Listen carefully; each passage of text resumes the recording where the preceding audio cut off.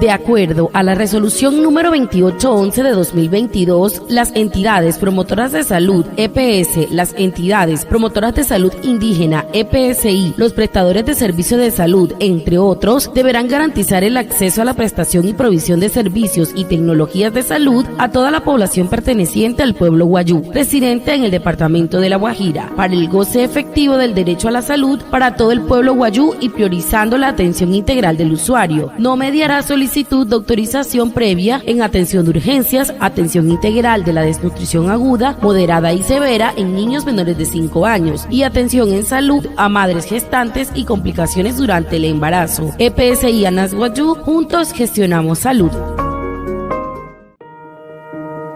Sashinte resolución número 2811 sobre 2022 pules ateiro EPS caris puxo tamsite EPS scorro tolo wayu era skin chiqui nameno wayu kana ibusnai María para intin puxo de hanaka rosto intin squepa panza intechina pule no wayu kana iru yasru goma Guajira pule rosto intin de hanaka na pule no wayu kana iru